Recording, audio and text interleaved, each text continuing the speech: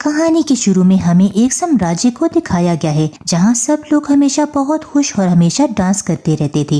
वहाँ के राजा और रानी के यहाँ एक बेटी पैदा होती है जिसका नाम स्नो वाइट रखा, क्योंकि उसकी स्किन स्नो वाइट की तरह नॉर्मल थी। स्नो वाइट के पैदा होते ही उसकी माँ चल बसी, तो राजा ने शहजादी को अकेले पाला। मगर उसके थोड़ा बड़ा होने पर किंग को रियलाइज होता है कि शहजादी को किसी औरत की जरूरत है जो उसकी अच्छे से देखभाल कर सके। सो राजा अपने लिए नई रानी ढूंढने लगा और आखिर उसे बहुत ही खूबसूरत औरत मिल गई जिसकी खूबसूरती का दीवाना होकर उससे शादी कर ली थी। एक दिन राजा को जंगल में बीस्ट के होने की खबर मिली और वो अपना साम्राज्य को बचाने के लिए उससे लड़ने जंगल में चला गया। जाने से पहले उसने स्नो वाइट को गुड नाइट बोल के उसको अपना फेवरेट चाकू भी बना दिया था। मगर अनफॉर्चुनेटली किंग दोबारा कभी भी वापस नहीं आया, जिससे लोगों को लगा कि वो मर गया है। स्नो वाइट अब टोटली अपनी स्टेप मदर की केयर में आ गई, जिसमें जल्दी वो अपने असली रंग दिखाने शुरू कर दिए। जिसके बाद हमें 10 साल के बाद का टाइम दिखाया जाता है जहां वो क्वीन क्लेमेंटिनिया को किंगडम को रूल करती थी।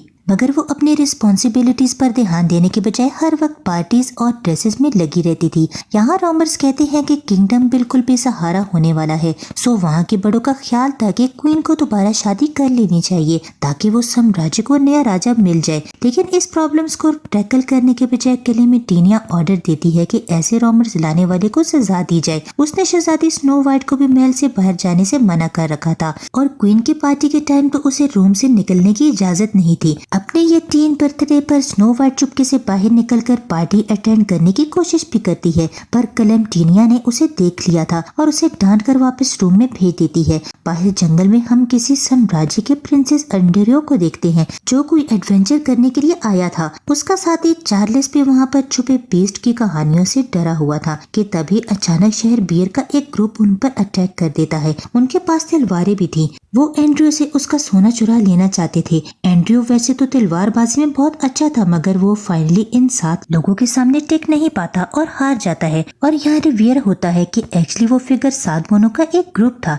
जिन्होंने स्पेशल सूट पहन रखे थे। सोना लेकर वो वहाँ से जाने लगते हैं तो एंड्रियो उनका मजाक उड़ाता है, तो वो उनको सजा देने का डिसाइड करते हैं। अगले सीन में चार्ल्स और एंड्रियो बिना कपड़ों के पेड़ के साथ उल्टे लटके थे। दूसरी तरफ कैसल में मार्गरेट और दूसरी सर्वेंट स्नो वाइट को छोटे से केक के साथ बर्थडे विश करती हैं। वो लोग स्नो वाइट की फ्रेंड्स थी और उन्हें उम्मीद थी कि एक दिन स्नो वाइट उस इवल क्वीन को हटाकर यहाँ रोल करेगी। वो स्नो वाइट मार्गरेट को वो उनका चाकू देकर कैसल से भाग जाने का कहती है। अगले सीन में हम क्लेमेंटिनिया को देखते हैं जो अपने रूम में एक मैजिकल मिरर को एक्टिवेट करती है। उस थ्रू वो मैजिकल मिरर हाउस में पहुँच गई थी। वहाँ उसका रिफ्लेक्शन मिरर क्वीन रहती थी। वो क्लेमेंटिनिया को रिमाइंड कराती है कि चाहे वो जितना भी छुपा ले लेकिन वो अब बूढ़ी हो रही है, सो उसे अपना छठा हस्बैंड सिलेक्ट करने में ज्यादा देर नहीं करनी चाहिए क्योंकि उसकी दौलत भी खत्म होने वाली थी। मतलब क्लेमेंटिनिया को जल्दी शादी करने की जरूरत है। उधर बहुत ज्यादा सोचने के बाद स्नो वाइट कैसल से आसानी से भाग जाती है क्योंकि गार्ड्स भी इनमें उसका साथ देते हैं। जंगल में गुजरते हुए उसे एंड्रियो और चार्ल्स दिखाई देते हैं तो वो उन्हें रस्सी काट कर आजाद कर देती है। स्नो वाइट और एंड्रियो एक दूसरे से अट्रैक्ट होते हैं, मगर अनफॉर्चुनेटली दोनों को अलग अलग रास्ते जाना था। एंड्रियो महल में पहुंचकर अपनी हालत के लिए क्लेमेंटिनिया से अपोलोजाइज करता है। क्वीन को एंड्रियो भी काफी अच्छा लगा था और उसके प्रिंस होने का जानकर उससे शादी करने का फैसला करती है। एंड में अब उसका प्लान था कि वो एंड्रियो के लिए पार्टी थ्रो करके उसको प्रपोज करेगी, पर उसको ब्राइटन एडवाइजर बताता है कि हमारे पास पार्टी करने के लिए पैसे नहीं है। तो क्लेमेंटिनिया उसको बोलती है कि लोगों से टैक्स इकट्ठे करके लाओ। ब्राइटन उसको समझाने की कोशिश करता है कि लोग बहुत ज्यादा गरीब हैं, मगर वो नहीं सुनती। दूसरी तरफ स्नो वाइट टाउन में पहुंच जाती है और हैवी टैक्स की वजह से लोगों की गरीबी देखकर वो शॉक रह गई थी। बचपन में राजा के साथ इन लोगों को गाना गाते और डांस करते देखा था। तभी ब्राइटन वहां नए टैक्स अनाउंस करने आ जाता है। वो बोलता है कि क्वीन को राज्य की प्रोटेक्शन के लिए पैसों की जरूरत है क्योंकि जंगल में बीस्ट इवल घूम रहा है और पिछले सब टैक्स के पीछे उसका हाथ है। उधर एंड्रियो चार्ल्स को कपड़े और सोना और गार्ड वापस करने के लिए महल भेजता है। चार्ल्स इसे अकेला छोड़कर नहीं जाना चाहता था क्योंकि इसे क्लेमेंटिनिया थोड़ी क्रेजी लगी थी, मगर एंड्रियो बोलता है कि मैं ठीक रहूंगा। इसके बाद स्नो वाइट महल में वापस आकर लोगों को मार्गरेट की हालत के बारे में बताती है।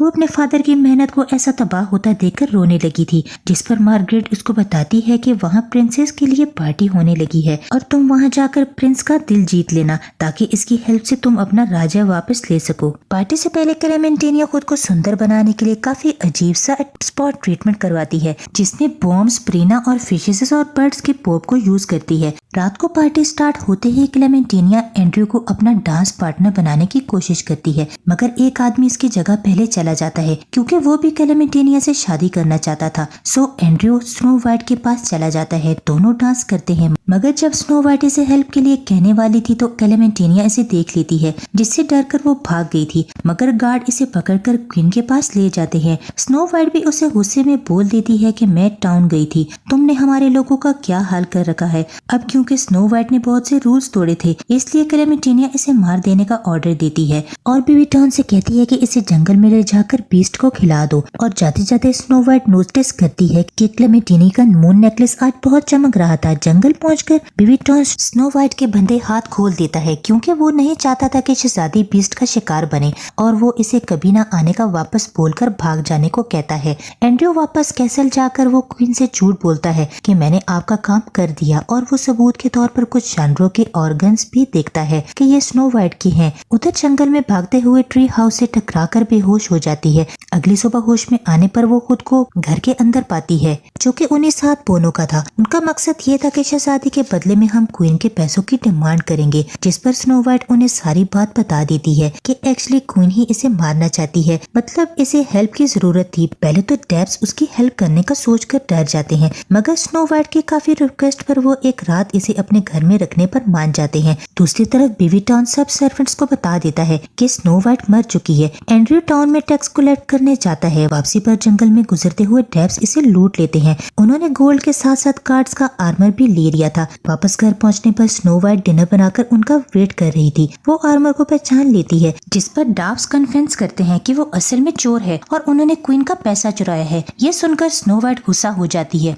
वो बोलती है कि टाउन गरीब है और उन्हें पैसे की जरूरत है, मगर डार्क्स को उनकी परवाह नहीं थी क्योंकि टाउन के लोग भी उन्हें पसंद नहीं करते थे। वो बताते हैं कि क्वीन ने सब बुरे दिखने वाले लोगों को टाउन से निकाल दिया था, जिनमें से ये 7 बोने भी थे, मगर तब टाउन ने किसी आदमी ने इसका साथ नहीं दिया, इसलिए वो लोग अब चोर बन गए थे। तभी वो लोग अचानक आपस में किसी बात पर बहस करने लगते हैं, जिसका फायदा उठाते हुए स्नो वाइट पैसा लेकर वहाँ से भाग गई थी। वो सातों उसके पीछे जाते हैं। जहाँ टाउन में स्नो वाइट सब लोगों को वापस कर रही थी, मगर स्नो वाइट खुद इस बात का क्रेडिट लेने के बजाय सबको बताती है कि ये पैसा डार्क्स ने ला के दिया है, जिससे टाउन वालों के सामने डार्क्स की रेपुटेशन अच्छी हो जाती है। दूसरी तरफ क्लेमेंटिनिया और एंड्रयू उससे फ्लर्ट करने की कोशिश करते हैं, मगर एंड्रयू सिर्फ स्नो वाइट के बारे में सोच रहा था, जिस पर क्वीन उसे बताती है कि वो मर गई एंड वो उसे प्रपोज करने लगती है। मगर तभी ब्राइटन वहाँ पर आ जाता है और बताता है कि वो डाकू ने उसे लूट लिया है। ये सुनकर एंड्रयू को गुस्सा आ गया था।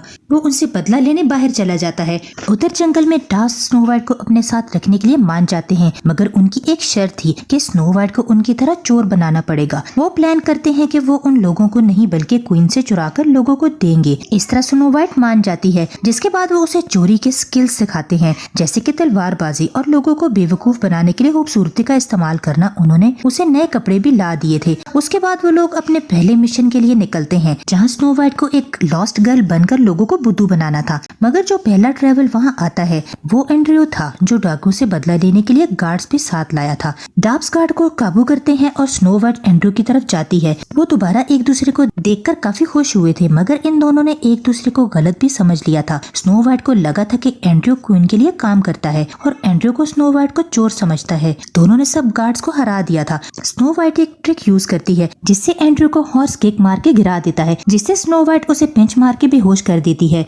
एंड्रयू और ग्रेटल दोबारा कपड़े बनाकर कैसल जाते हैं और क्वीन से पूछता है कि उसने स्नो वाइट की डेथ के बारे में झूठ क्यों बोला। साथ में ये भी बता देता है कि चोर जॉइंट्स बल्कि बोने हैं। क्लेमेंटिनिया एक नया प्लान बनाने के लिए फिर से मिरर हाउस जाती है। यहाँ पर मिरर क्वीन को बताती है है कि ज्यादा मैजिक यूज करने की कीमत भी चुकानी पड़ेगी, मगर क्लेमेंटिनिया को उस वक्त कोई भी परवाह नहीं थी। वो सिर्फ गद्दारों को सजा देना चाहती थी। सो क्वीन मिरर के थ्रू ग्रेटल को कॉकरोच में बदल देती है। साथ ही एंड्रयू पर जादू करने के लिए लव पोशन भी देती है। यही पोशन उसने क्वीन पर भी यूज किया था, लेकिन मिरर क्वीन का ये भी कहना था कि उसे एंड्रयू को भूलकर अपनी एज का हस्बैंड ढूंढना चाहिए, मगर वो क्लेमेंटिनिया फिर भी ढूंढने से एंड्रयू को वो पोशन बना देती है। लेकिन मिरर क्वीन का ये भी कहना था कि उसे एंड्रयू को भूल के अपनी एज का हस्बैंड ढूंढना चाहिए, मगर क्लेमेंटिनिया फिर भी धोखे से एंड्रयू को वो पोशन पिला देती है। लेकिन उसके पीने के बाद एंड्रयू डॉग की तरह बिहेव करने लगता है एंड बोतल के चेक करने के बाद पता चलता है कि ये पोशन पापाई लव के लिए है। लेकिन अब क्या हो सकता था एंड आखिरकार एंड्रयू शादी के लिए मान जाता है। जल्दी क्वीन की शादी की खबर पूरे किंगडम में फैल जाती है। एक डार्ब्स ये खबर सुनकर अपने साथियों को बताता है, जिसे सुनकर स्नो वाइट रोने लगती है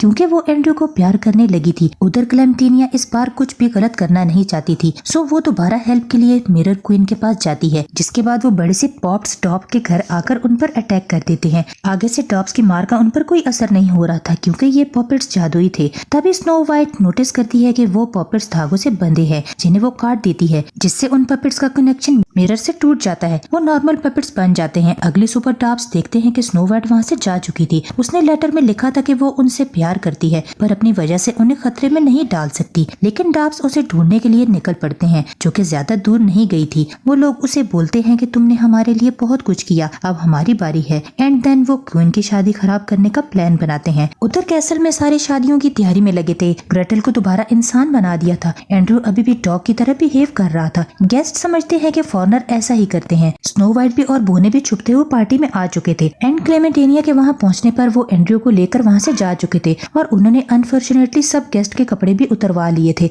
इन सबसे गुस्सा होकर जेंट्री के लोग क्लेमेंटिनिया के किंगडम पर होल्ड करने के काबिल नहीं समझते थे। उधर डॉब्स एंड्रयू का वाइट बिहेव देखकर समझ जाते हैं कि वो जादू के असर में है और हर तरह से उसे होश में लाने की कोशिश करते हैं, मगर कोई फायदा नहीं होता। और लास्ट में वो लोग लव मेथड के लिए स्नो वाइट से एंड्रयू से किस करवाते हैं, जिससे वो ठीक हो गया था और सबसे अपोलोजाइज करते हैं। तभी अचानक बाहर से आवाजें आने लगती हैं। बीस्ट करीब आ चुका था। स्नो वाइट उससे लड़ने के लिए बाहर चली जाती है। उसने दरवाजा भी लॉक कर दिया था ताकि उसके दोस्त सेफ रहे, लेकिन बाहर स्नो वाइट के लिए क्लेमेंटिनिया से टकराती है। बीस्ट की मास्टर थी, जिससे स्नो वाइट समझ जाती है क्लेमेंटिनिया ने ही उसके डैड को मारा है और अब क्वीन बीस्ट को स्नो वाइट के पीछे ही लगा देती है। उधर एंड्रयू बोनो से कील लेकर खुद भी घर से बाहर आ जाता है। डार्ब्स भी पीछे आ गए थे। क्वीन वापस मिरर हाउस जा चुकी थी, जबकि वो सब बीस्ट से लड़ते हैं, जो कि बहुत पावरफुल था। फाइट के दौरान स्नो वाइट का चाकू नीचे गिर जाता है, जिसे बोने वापस उसकी तरफ फेंकते हैं ताकि वो बीस्ट को मार डाले। तभी स्नो वाइट बीस्ट के गले में नेकलेस नोटिस करती है, जैसा सेम क्वीन के पास था। वो चाकू से नेकलेस के चेन को काट देती है, जिससे स्पेल टूट जाता है और रिवील होता है कि बीस्ट असल में किंग है। इसका असर क्लेमेंटिनिया पर भी होता है और अब उसे मैजिक करने की कीमत चुकानी पड़ती है अपनी जवानी देकर। उधर स्नो वाइट ने अपने डैड से मिलकर काफी खुश थी। किंग बोनो के ग्रुप से उनकी हेल्प का प्रॉमिस करता है। फाइनली एंड्रयू और स्नो वाइट की शादी करा दी थी, जहां पार्टी में क्लेमेंटिनिया स्नो वाइट को एक एप्पल देती है, मगर स्नो वाइट ने उसे पहचान लिया था और वो एप्पल के लिए क्लेमेंटिनिया को ही खिला देती है, जिससे मैजिक टोटली ही खत्म हो जाता है। मतलब वो मिरर हाउस एक्सप्लोड हो गया था और पूरे राज्य को उस स्पील से आजादी मिल जाती है और इसी के साथ ये फिल्म खत्म हो जाती है।